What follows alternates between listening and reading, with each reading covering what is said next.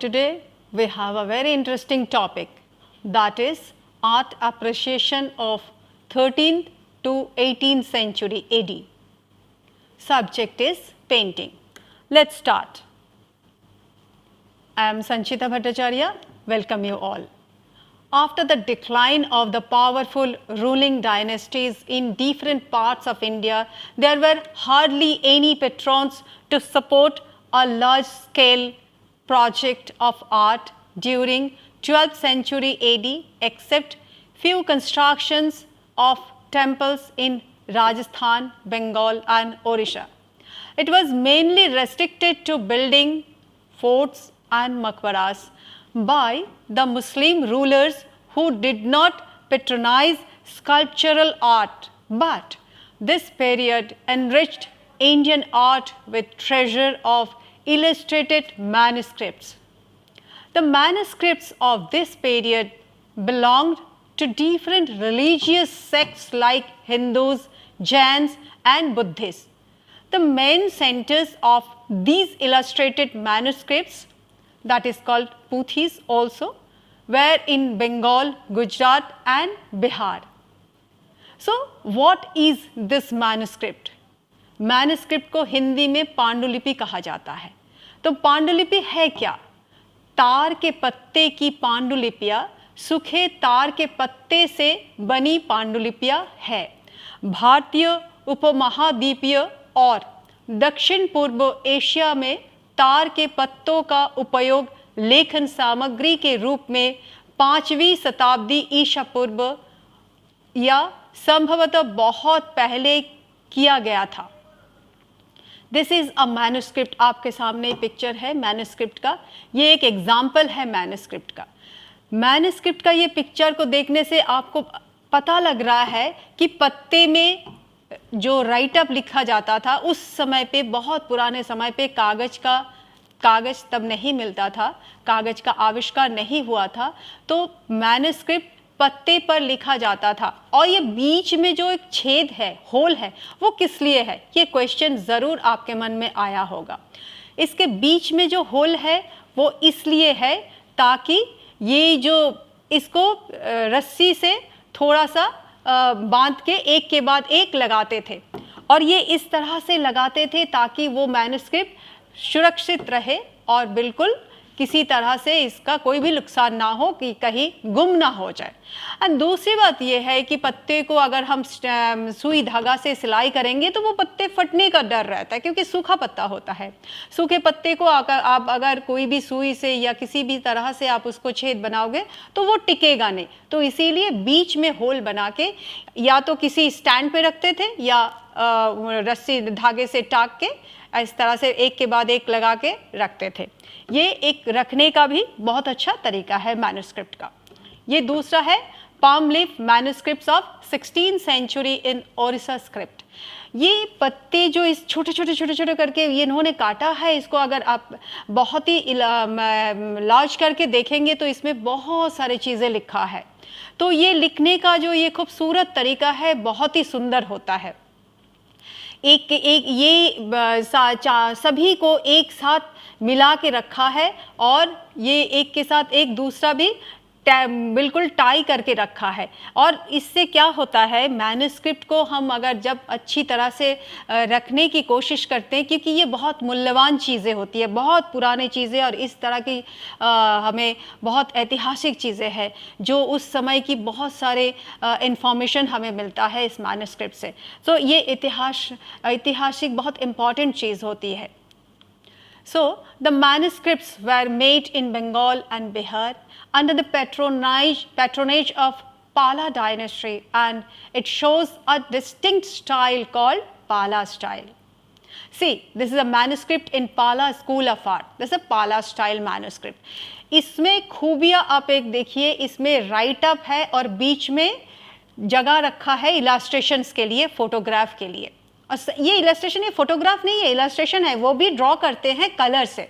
तो आर्टिस्ट जिन्होंने ये मैन्युस्क्रिप्ट बनाते थे, जिन्होंने ये खूब सुंदर कैलीग्राफी भी कह सकते हैं, मतलब बहुत सुंदर तरीके से लिखा गया है, सारे समान लाइन पे है और अक्षर भी बिल्कुल समान है। ये जो मैन्युस्क्रिप्ट लिखने का जो ये जो स्टाइल है उस समय पे उन्होंने जो ये जो स्टाइल है, आप भी ये प्रशंसनीय है, बहुत ही मूल्यवान चीज़ है। और ये बीच में जो भगवान का मूर्ति बनाते थे वो इन्होंने इस तरह से जगह रखते थे इलास्ट्रेशंस के लिए। ये एक इम्पॉर्टेंट चीज़ें है manuscript in Pala school of art, that is mean Pala style manuscript. The Pala miniature painting artists have a distinct style unlike their European counterparts. They often use sinuous lines and subdued tones of colors. On the other hand, Jain religious manuscripts were written and illustrated in Gujarat. These puthis or manuscripts are done on palm leaf. The scripts are written in beautiful calligraphic art, leaving some space for illustration that I have already told you. See, this is a Jain manuscript. इसमें बहुत सारे ऐसी painting है, ऐसी art है, ऐसी design है, ऐसी बहुत सारे बहुत ही इम्पॉर्टेंट साइन इसमें लगाया गया है मैन्युस्क्रिप्ट के साथ, मतलब राइट अप के साथ, और सारे चीज़ को मिला जुला के एक बहुत ही ब्यूटीफुल बैलेंस है ये आर्ट वर्क बनी है। तो मैन्युस्क्रिप्ट लिखने का जो उस समय पे जो लिखने का जो तरीका है वो ही इटसेल्फ ही एक आर्ट बन गया है। तो मैन्युस्क्रिप्ट में जो डिज़ाइन बना है, जो मोटिव इसमें यूज़ किया है, बहुत खूबसूरत तरीके से मोटिव यूज़ किया है। और सिर्फ मोटिव ही नहीं, हमें इसको ये कह सकते हैं कि बहुत मूल्यवान साइन इसमें यूज़ किया है, और जिसकी वजह से ये जो मैन्युस्क्रिप्ट है बहुत ही इम्पॉर्टेंट मैन्युस्क्रिप्ट या हमारे लिए बहुत ही हिस्टोरिकल इम्पॉर्टेंट वर्क कह सकते हैं। See, this is another Jain manuscript. इसमें भी राइट अप बहुत ही छोटा छोटा राइट अप लगाते हैं, या कभी कभी उन्होंने क्या करते हैं हल्का सा कम राइट अप देके इलास्ट्रेशन को ज़्यादा करते हैं। That is there style. Artist को अपना अपना स्टाइल मेंटेन करते थे आर्टिस्ट लोग। तो ये जो मैन्युस्क्रिप्ट है, ये इसमें आप सिटिंग बुद्धा को देख सकते हैं, उनको ड्रेस या कोई भगवान का मूर्ति हो सकता है, एंड इसमें जो कपड़े पहनाने का जो स्टाइल है और जो कपड़े में जो डिज़ाइन बनाया है, बहुत सारे मोटिव भी इसमें यूज़ किया है। तो वो जो मोटिव उन्होंने यूज़ किया है ये बहुत ही सुंदर तरीके से, बहुत ही एक रिदम मेंटेन कर रहा है। एंड इसमें जो चारों तरफ जो डिज़ाइन बनाया है, कलर कम्बिनेशन भी बहुत ही सुंदर है। ये इस तरह से मैन्युस्क्रिप्ट, ये जो पीरियड है उस पीरियड में ऐसी बहुत सारे मैन्युस्क्रिप्ट हमें मिला है। See, this is another Jain manuscript. Jain manuscript का एक खूबी ये है, उन्होंने ज़्यादा से ज़्यादा स्पेस इलस्ट्रेशंस को देते थे। इलस्ट्रेशन बहुत बड़ा होता था, उसमें राइट अप कम होता था। ये उनकी एक आइडेंटिटी है। हम ये कह सकते हैं कि उसकी मेन फीचर्स में हम पढ़ेंगे और भी बहुत कुछ जानेंगे जैन मिनिएचर नहीं, जैन मैन्युस्क्रिप्ट के बारे में। और इसमें बहुत एक जो पेंटिंग जो बनाते थे, इसमें ह्यूमन फिगर के साथ साथ एनिमल फिगर्स भी होते थे, और इसमें भगवान को एक पावर का ये दिखाया प्रतीक माना जाता है, क्योंकि ऊपर 2 बैल का पिक्चर है और नीचे सारे भक्तों ने उनको भगवान को पूजा कर रहे हैं, प्रणाम कर रहे हैं। ये जो भगवान का जो एक छवि, तब से लेके अभी तक भी हम भगवान को हमेशा पावरफुल मान के आ रहे हैं और मानेंगे भी in future. See, what is Jain manuscript? The earliest Jain illuminated manuscripts are inscribed and painted on prepared palm leaves and bound with cords passing through holes in the folios. The folios are encased in wooden covers that are often decorated with religious or historical themes. Temple architecture was also developed in some parts of India in this period.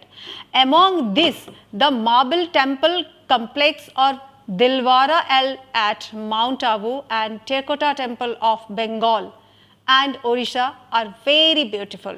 C this is the Dilwara temple at mount Abu. So उस समय जो temple architecture है, उस समय ये architecture या sculpture बनाया गया था टेम्पल की सारे तरफ, आई मीन उसकी सीलिंग में, उसके स्तंभ में, उसके अंदर वॉल में, बाहर की वॉल में, इंटीरियर आउटर वॉल में। तो ये जो स्कल्पचर उस समय पे बनाया गया था, ये उस समय का आर्ट है। टेम्पल, ये माउंट आबू, ये दिलवारा टेम्पल है माउंट आबू। आप लोग जो भी गए हैं देखे होंगे, बहुत ही सुंदर स्कल्पचर बनाया गया है। कोई भी ऐसा जगह नहीं छोड़ा है जहाँ पे स्कल्पचर है नहीं। बहुत छोटा छोटा स्कल्पचर भी है, बड़ा स्कल्पचर भी है। सीलिंग, सबसे ज़्यादा ब्यूटीफुल सीलिंग उस समय पे डेकोरेट किया जाता था। जो भी टेम्पल था, जो भी टेम्पल में स्कल्पचर बनाए थे, सीलिंग को बहुत ही अच्छा सुंदर से डिज़ाइन बनाते थे, स्कल्पचर बनाते थे। सी this is a Dilwara temple. दूर से आप अगर देखोगे तो ऐसा ही लगेगा। इसका the special features of this temple is it's ceiling which is circular in 11 richly curved concentric rings। ये इसकी खूबी है। See what is terracotta temple, because हमने दो टेम्पल के बात किया, एक टेराकोटा टेम्पल विष्णुपुर का, एक माउंट आबू का Dilwara temple. So now we will discuss about the terracotta temple. Bishnupur is famous for the terracotta temples made from the locally available laterite stones। The Malla rulers were Vaishnavites and built the famous terracotta temples during the 17th and 18th century at this place। Vishnupur is a small state of West Bengal। See, this is a terracotta work। अब इस terracotta work में आपको क्या लग रहा है कि design बनाया है या क्या किया है?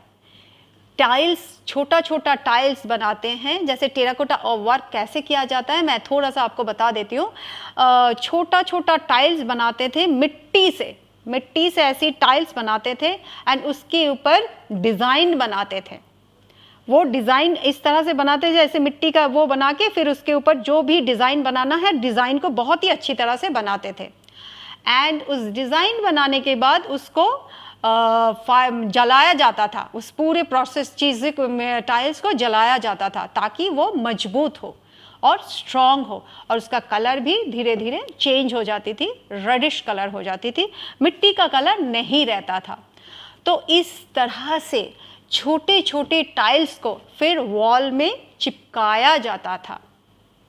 यही है टेराकोटा वर्क। ये जो विष्णुपुर का जो मंदिर के दीवार पे जो टेराकोटा वर्क दिखाई दे रहा है आपके सामने है, ये छोटा छोटा टाइल्स, जैसे लाइक एक A4 साइज या A5 साइज को हम अगर पेपर को देखें तो उस साइज में मिट्टी का टाइल्स बना के फिर वो उसको हॉरिजॉन्टल या वर्टिकल उसमें चिपकाया जाता था।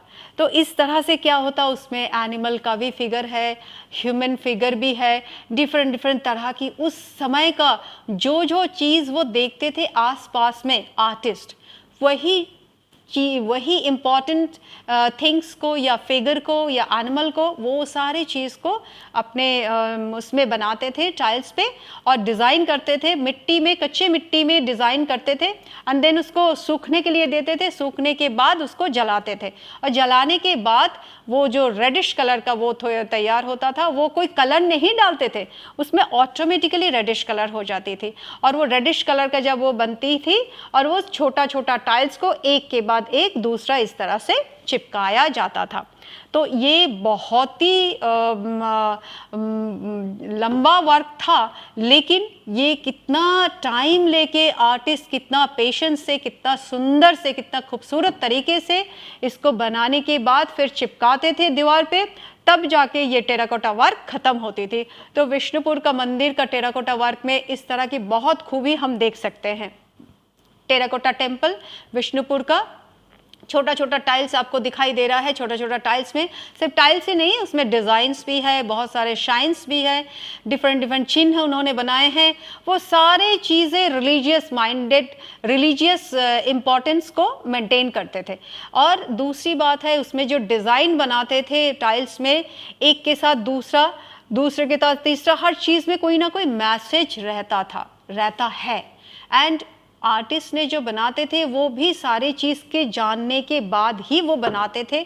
और ये सारे जो टाइल्स बनाने के बाद वो टाइल्स को जब चिपकाते थे वॉल पे, कितना सुंदर, कोई ऐसा नहीं है कि साइज़ में भी कोई कमी है, कोई जगह पे खाली है, कोई जगह पे ज़्यादा कम है, बड़ा है, इस तरह की कोई भी चीज़ नहीं है। सारे टाइल्स एक के बाद दूसरा, एक दूसरे के बाद थर्ड, इस तरह से वो चिपकाते थे, सो दैट बीच में कोई भी ऐसा खाली जगह नहीं बनती थी। तो ये हमें मानना पड़ेगा कि कितना कैलकुलेशन करके वो टाइल्स बनाते थे, कितना कैलकुलेशन करके वो चिपकाते थे। तो सारी चीज़ों में एक आर्ट, बहुत ही सुंदर आर्ट नज़र आती है हमें। विष्णुपुर का ये टेम्पल, अगर आप कभी जाओगे, वेस्ट बंगाल का बहुत ही छोटा शहर है विष्णुपुर, और वो शहर में ऐसी बहुत सारे टेम्पल है, और सारे टेम्पल में इस तरह की टेराकोटा वर्क अभी भी हम देख सकते हैं। और सारे रेडिश कलर में है, कोई कलर तब नहीं दिया गया है। रेडिश मिट्टी को जैसे जलाते हैं, तो मैंने अभी थोड़ी देर पहले कहा कि रेडिश कलर हो जाते थे, तो ये अभी भी हो जाते हैं, अभी भी अगर करोगे तो रेडिश कलर हो जाती है। और वो चीज़ को सीधा सीधा चिपकाते थे, वो उसको ओरिजिनल कलर हम कह सकते हैं। So, what are the difference between clay and terracotta? The clay is raw materials, while terracotta is clay that is already modeled and fired. Typically, terracotta objects may be made of any types of organic clay, but earthen where clay has the brown orange color, that is also known as terracotta. Rajput painting and Mughal painting flourished from the 16th century AD to 19th century AD. See, this is a Rajput painting. Rajput painting का एक खूबी क्या है? Rajput painting का खूबी ये है, उनकी आईज, नोज एंड उनका जो फिगर है बहुत ही सुंदर, एंड एक बॉडी में एक बहुत खूबसूरत एक लालित्य रहती है। तो ये जो बहुत ही सुंदर सुंदर पेंटिंग राजपूत पेंटिंग में उस समय पे जो राजपूत पेंटिंग बनाते थे, ये पेंटिंग में उनकी हमेशा ये चीज़ें रहता है, एक beautiful figure and beautiful features, सारी चीज़ें नज़र आती है इसमें। एंड ब्यूटीफुल का मतलब क्या होता है? आईज, नोज, हर चीज़ में, हेयर स्टाइल, ड्रेस का कलर, सारी चीज़ में किसी के साथ कुछ भी चीज़ें कोई ऐसा नहीं लग रहा है कि बैलेंस नहीं है, सारी चीज़ों में एक बैलेंस है। एंड सब कुछ वो भगवान कृष्ण के ऊपर ज़्यादातर बनाते थे, या कोट के ऊपर भी बनाया जाता था Rajput painting. See, this is a court paint. Rajput painting का मतलब ये जो पेंटिंग है राधा कृष्ण की भी हम कह सकते हैं। राधा कृष्ण को जो डिवाइन लव स्टोरी है वो उसकी एक दृश्य है। बहुत ही सुंदर तरीके से बैलेंस वे में पेंटिंग को बनाया गया है, और दोनों का जो ड्रेसेस का कलर है, बॉडी कलर है, दोनों सेम कलर है। लेकिन ऐसा नहीं लग रहा है कि कृष्ण को और राधा को हम कहीं अलग नहीं कर पा रहे हैं, ऐसा नहीं लग रहा है। बिकॉज इसमें एक चीज़ और भी खूबी है इसमें राजपूत पेंटिंग जो हमें दिखाई दे रहा है, background and foreground colour almost same है, बिकॉज बैकग्राउंड भी वाइट है एंड फोरग्राउंड में जो कृष्ण का ड्रेस वो भी वाइट है, बॉडी कलर भी वाइट है। लेकिन कहीं भी कुछ में ऐसा नहीं लग रहा है, कहीं भी ये पेंटिंग में कलर बैलेंस नहीं है, बिल्कुल है, और इतनी ही खूबी से आर्टिस्ट ने बनाए थे। एंड बैकग्राउंड में जो वो पेड़ पौधे दिखा रहे हैं, एक गार्डन का हमें लग रहा है, एक गार्डन का पेंटिंग है। गार्डन में कृष्ण एंड राधा का जो लव स्टोरी है वो इसमें दिखाई दे रहा है। The main features of Rajput paintings are, it is a totally different style with highly exaggerated features like long necks, large almond-shaped eyes and long fingers. This style of painting essentially depicts Radha and Krishna as divine lovers and beautifully portrayed their mystical love. The colors were extracted from certain minerals, plant sources, conch shells and were even derived by processing precious stones. Gold and silver were used. The preparation of colors was a lengthy process taking 2 weeks. Oh my God, it's taking 2 weeks. The Rajput paintings were combination of folk paintings and Ajanta paintings, while Mughal paintings were combination of Persian and Rajput painting. See, this is a Mughal painting. Mughal painting की खूबी ये है, specially वो court का या ऐसी इस तरह की सीन का करते थे, जैसे राजा युद्ध में जा रहे हैं या युद्ध क्षेत्र का कोई भी पिक्चर हो, इस तरह की मुग़ल पेंटिंग को वो दर्शाया गया है। आर्टिस्ट ने इस तरह की पेंटिंग ज़्यादातर दर्शाते थे। और मुग़ल पेंटिंग में बहुत ही उनका जो फीचर्स होता है देखने से बिल्कुल अलग लगता है राजपूत पेंटिंग से। ये अलग अलग टाइप के आर्टिस्ट ने बनाए हैं, तो उनका आर्टिस्ट का वर्क ही आर्टिस्ट की आइडेंटिटी होती है।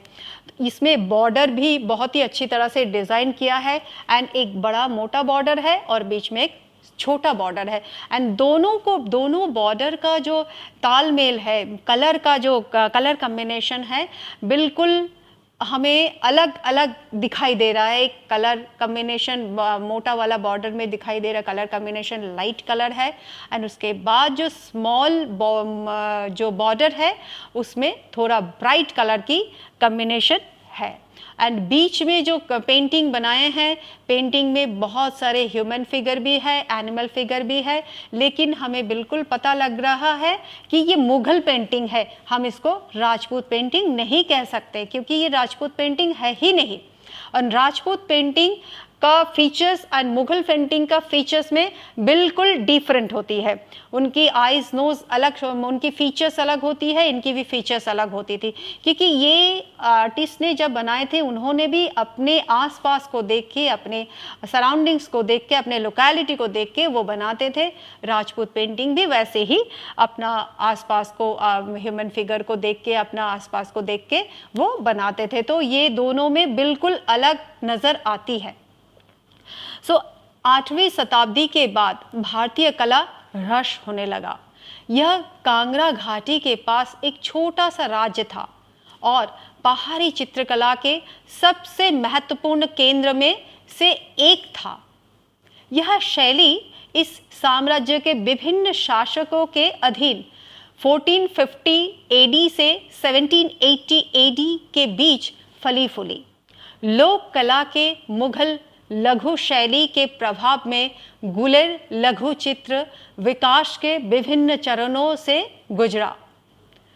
सो now we will discuss about the Guler painting, क्योंकि ये सारा पीरियड, सारी पेंटिंग के बारे में हम बात तभी का कर रहे हैं जो 12वीं सेंचुरी से लेके 18वीं सेंचुरी के बीच में जो आर्ट का हमें दिखता है, वो सारे पेंटिंग को ही हम आज बात करने के लिए बैठे हैं। तो गुलेर जो पेंटिंग है 8वीं शताब्दी में हमें दिखाई दिया है। गुलेर पेंटिंग 18वीं शताब्दी ईस्वी से अपनी परिपक्वता पर पहुंच गए। कुछ विद्वानों के अनुसार पहाड़ी स्कूल की उत्पत्ति गुलेर में हुई। इसने कांगड़ा जैसे कई अन्य पहाड़ी स्कूलों को प्रभावित किया। सी this is a Guler style of painting. ये गुलेर मिनिएचर पेंटिंग में राधा कृष्ण, नॉर्मली राधा कृष्ण को ही बहुत ज़्यादा प्राधान्य दिया गया है पेंटिंग में। तो इस पीरियड में गुलेर मिनिएचर पेंटिंग में ये जो राधा कृष्ण का भी डिवाइन लव का ही एक दृश्य दिखाया गया है। इसमें एक चीज़ बहुत ही अच्छी तरह से दिखाई दे रहा है। मिनिएचर पेंटिंग का मतलब क्या होता है? मिनिएचर पेंटिंग होता है सूक्ष्म चित्र, लघु चित्र, बहुत छोटा छोटा चित्र। इसमें जो वर्क है ड्रेसेस में एंड चारों तरफ जो पेड़ पौधे बनाए हैं, जो छतरी बनाया, छतरी के ऊपर जो डिज़ाइन बनाए, सारे छोटे छोटे छोटे छोटे डिज़ाइन से भर रखा है इस पेंटिंग को। एंड जो ड्रेसेस बनाए हैं राधा का एंड कृष्ण का, छोटे छोटे डिज़ाइन इसमें भरे पड़े हैं। तो इससे हमें पता लगता है कि लघु चित्र को कितना माइन्यूट तरीके से वो बनाते थे। और ये जो गुलेर स्टाइल में, गुलेर का उनका एक अपना स्टाइल होता है, गुलेन मिनिएचर पेंटिंग, वो अपना स्टाइल में वो बनाते थे। जैसे पहाड़ी, डेक्कन, ये सारे मिनिएचर पेंटिंग, सभी मिनिएचर पेंटिंग है, लेकिन उनका अलग अलग एक आइडेंटिटी होती है। तो ये Guler style of miniature painting में हमें जो पेंटिंग दिख रहा है कृष्ण भगवान का एंड राधा का, कई एक गार्डन में दोनों फिगर को दिखाया गया है एंड कृष्ण का उसमें एनिमल का भी दिखाया गया है, 2 एनिमल भी है एंड पेड़ पौधे जैसे सारे खिले खिले से है, रंग भी बहुत ही सुंदर है। भगवान के आसपास सारी चीज़ें ही बहुत खूबसूरत हो जाते हैं, जहाँ पे भगवान होते तो भगवान के आसपास सारी चीज़ें बहुत सुंदर हो जाते। तो ये जो चीज़ें उस समय पे आर्टिस्ट ने मानते थे एंड जो जहाँ पे खड़े थे, ये सारी चीज़ें नज़र आती है पेंटिंग से। एंड पेड़ पौधे का भी फ्लावर से भरे हैं। और दूसरी बात ये है कि पशुएं भी कोई अपना शांत स्वभाव से ही एक दूसरे के दिखाई दे रहा है। तो ये भगवान जहाँ पे हैं हमेशा वहाँ पे शांति ही रहती है। तो ये सब चीज़ का ही प्रतीक इस पिक्चर में दिखाई दे रहा है। गुलेर चित्रों में कृष्णा और राधा के मिथक के वास्तविक रोमानियत की विशेषता है, जो अभी भी दैवीय प्रेम का एक जीवित प्रतीक है। शाही चित्र और दरबार के दृश्य के साथ साथ गुलेर चित्र के विषय के रूप में रामायण और महाभारत की कहानियां का भी उपयोग किया जाता है। रामायण महाभारत की कहानी भी उस समय पे, ये जो एपिक है उस समय पे इसका भी बहुत छोटा छोटा पेंटिंग जो दृश्य है पेंटिंग के रूप में दिखाया गया है गुलेर मिनिएचर पेंटिंग में, और दरबारों के दृश्य भी इसमें दिखाया गया है। तो गुलेर मिनिएचर पेंटिंग अगर हम कहें तो एक सारी चीज़ को लेके बनाते थे, सिर्फ राधा कृष्ण का ही पेंटिंग इसमें नहीं होता, गीत गोविंद का ही दृश्य नहीं होता था, इसमें रामायण का भी, राम का बहुत अपना जो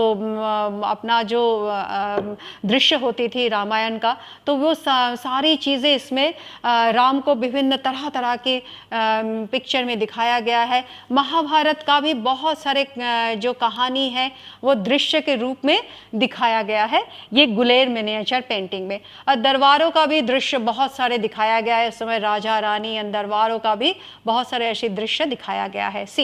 ये दरबारों का दृश्य है। तो इससे हमें बहुत कुछ पता लगता है कि हम इसको ये भी कह सकते हैं कि एक महल में है, या हम ये भी कह सकते हैं कि बहुत सारे ऐसी पेंटिंग होती थी उस समय पे दरबार के, जैसे दरबार में राजा रानी बैठे हैं या राजा अपने प्रजाओं के साथ बात कर रहे, राजा बाहर घूम रहे हैं, कुछ भी, या युद्ध में जा रहे हैं, ये सारे चीज़ें इसमें आती है गुलेर मिनिएचर पेंटिंग में। दूसरी बात यह है राधा कृष्ण को डिफरेंट तरीके से दिखाया गया है, और रामायण महाभारत का भी, तो सब कुछ मिला के सारे इम्पॉर्टेंट काव्य या एपिक्स जो है वो सारे आर्टिस्ट को समझ में आती थी और वो उनको सारी चीज़ को जानते थे, तब जाके ये पेंटिंग वो बना सकते थे। तो तब जाके हमें पता लगता है कि ये इसकी पेंटिंग है, रामायण की पेंटिंग है, महाभारत की पेंटिंग है। तो आर्टिस्ट कितना कुछ जानते थे, आर्टिस्ट कितना कुछ तभी जाके ये इतना सुंदर बना सकते थे। बहुत ही कलर कम्बिनेशन को भी बहुत ही अच्छी तरह से बनाते थे। जैसे मॉर्निंग में अगर मॉर्निंग का कोई दृश्य बनाते थे, उस तरह की मनोरम दृश्य बनाते थे। आसपास का जो साइन होता था, आसपास का जो दृश्य होता था, घर के आसपास, बाहर के आसपास, एंड सन का जस्ट उगने वाला जो दृश्य होता था, ये सारे कुछ मिला के वो जो पेंटिंग बनाते थे, बहुत ही प्रशंसनीय पेंटिंग बनाते थे। एंड दोपहर का थोड़ा सा ब्राइट कलर देते थे, तब जाके हमें पता लगता है। रात का भी इस तरह की डार्क कलर करते थे, तब जाके हमें पता लगता है कि वो रात का सीन है। तो इस तरह से आर्टिस्ट ने अपना सारे स्किल को अपने पेंटिंग के मार्फत, कलर के ज़रिए वो दर्शाने की कोशिश करे हैं, और वो बहुत ही काबिल तारीफ़ है हर एक पेंटिंग। नमस्कार।